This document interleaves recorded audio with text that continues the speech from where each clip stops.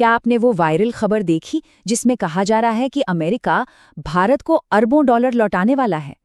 सुनने में तो ये बहुत ही शानदार लगता है ना? लेकिन इस हेडलाइन के पीछे एक बहुत ही दिलचस्प और पेचीदा कहानी छिपी है। चलिए आज इस पूरे मामले की तह तक चलते हैं।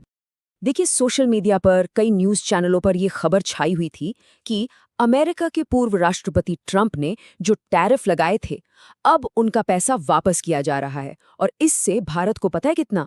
करीब 12 अरब डॉलर का फायदा हो सकता है। जाहिर है, ऐसी खबर तो उम्मीद जगाती ही है। मगर यहीं पर कहानी में आता है असली ट्विस्ट।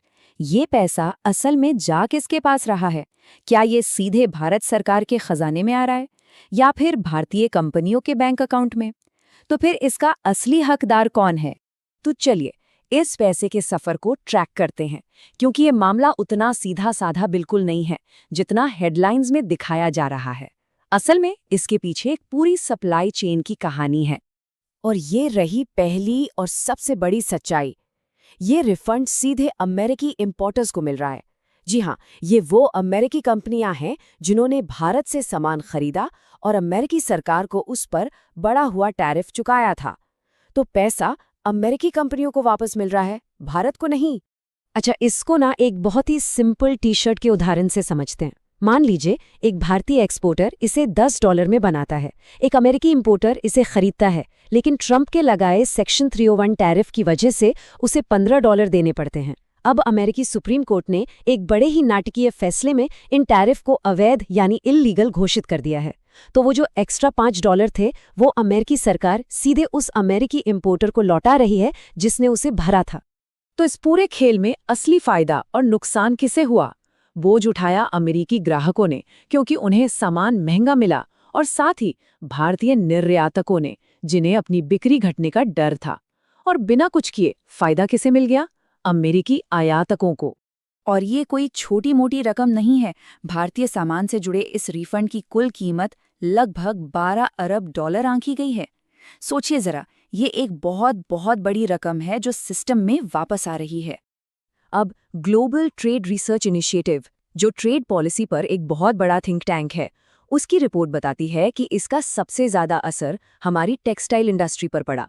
कुल प्रभावित एक्सपोर्ट का 53% हिस्सा इसी का था। बाकी का हिस्सा फार्मा और दूसरे सामान का था। और यही इस कहानी का सबसे जरूरी हिस्सा है। भारतीय निर्यातकों को कोई भी डायरेक्ट पेमेंट नहीं मिल रहा है।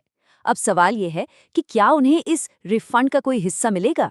ये पूरी तरह से उनके अमेरिकी पार्टनर्स की नीयत पर निर्भर करता है। इस पर कोई कानूनी मजबूरी नहीं है। चलिए अब थोड़ा जूम आउट करते हैं और बड़ी तस्वीर को देखते हैं। आखिर ये टैरिफ लगाए ही क्यों गए थे और कैसे एक बहुत बड़ा और महत्वाकांक्षी प्लान अपने मकसद में बुरी तरह से फेल हो गया।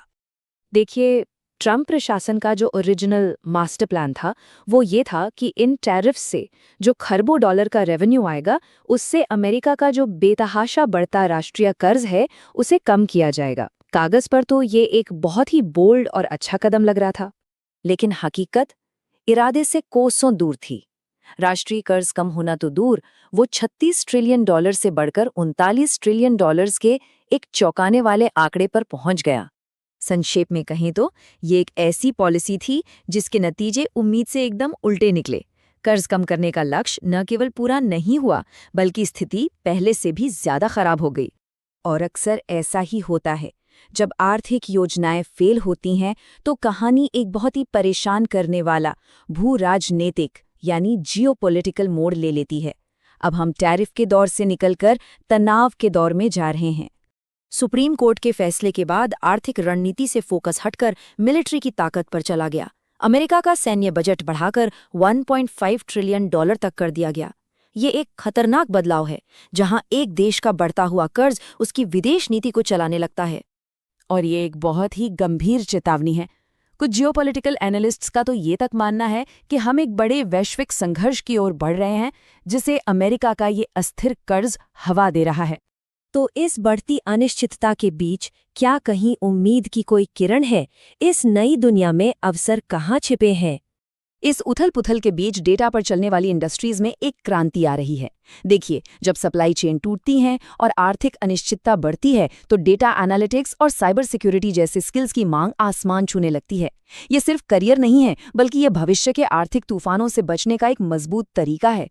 तो ये पूरा विश्लेषण हमें इस एक आखिरी सवाल पर छोड़ जाता है।